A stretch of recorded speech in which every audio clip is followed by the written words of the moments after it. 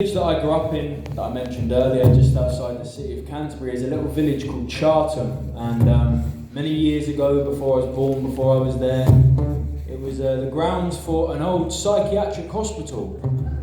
So as you can imagine, a pretty chipper place to be.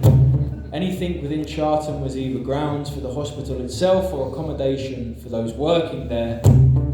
But it's long since closed down, and 90% of it now has been built upon and has become the village that I now know. Though there are still old parts, though disused, they remain. There's an old gymnasium up there which still stands, and there's a few old buildings, and up until very recently there was an old cemetery. And this sounds like quite a morbid way for a teenage boy to spend his afternoon, but I would walk my dog, and in order to get through to the open fields and the meadows, you would have to walk through this cemetery.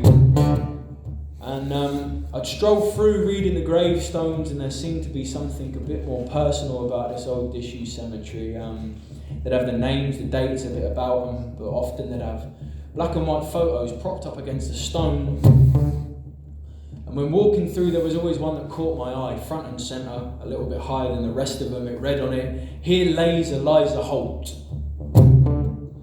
We ended up doing a bit of research, me and my family, on Chartham and its history, and kind of trying to get an understanding of the place we lived in. And in some of our research, we dived into Eliza Holt and her past, and it seemed that in her day, if you fell pregnant at an early age or out of wedlock, you would often be incarcerated into a place like this, and you would give birth to a child, and you'd live out the rest of your days. We think that's what happened with Eliza Holt. Anyway, as I mentioned, I moved out. I'm living in the city now and hadn't been to that part of the village for a long time. But I was catching up with a childhood friend of mine, and we was walking his dog, and we was walking through there again, and we was lost in each other's conversations, catching up, and wasn't really paying much attention to our surroundings till we realised we was walking on uneven ground. At that moment, we looked around, and to our shock, our horror, we realised we had been casually strolling in and out of people's dug-up graves. So naturally, we got out of there ASAP. It freaked us out. We thought, why on earth would they be doing that? And of course, it became apparent that they were laying down the foundations and planning on building themselves a nice little cul-de-sac. Anyway, I forgot about this until a few months ago now. I drove past that cul-de-sac for the very first time, and there are people now living in the houses.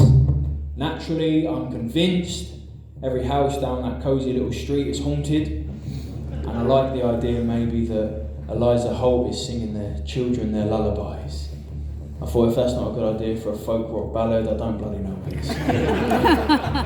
Eliza Holt.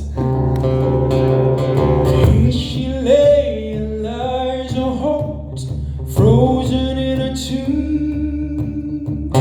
Generations dead before, till they run out of room. If they could offer up the truth, stories they could tell about how the chimes of freedom became the gates of hell. Late at night they took her there, she began to show. Fed her well and kept her strong as babe began to grow.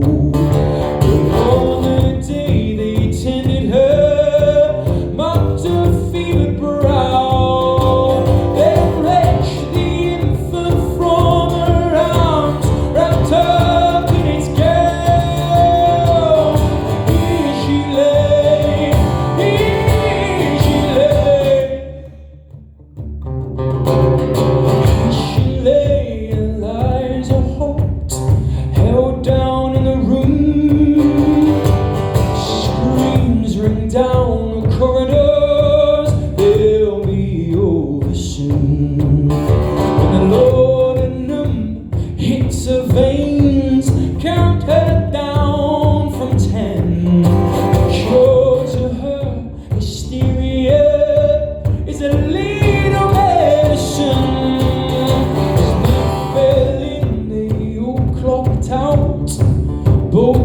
the doors.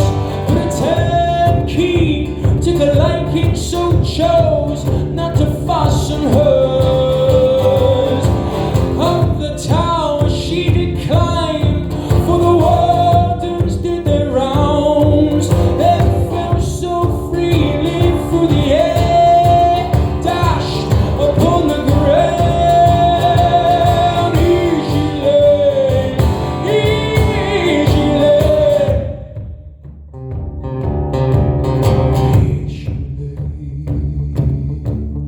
alive before her cast. Here she lay, before she breathed her last. Here she lay, again she did her best. Here she lay, time for her to rest. Here she lay, here she lay, here she lay, here she lay.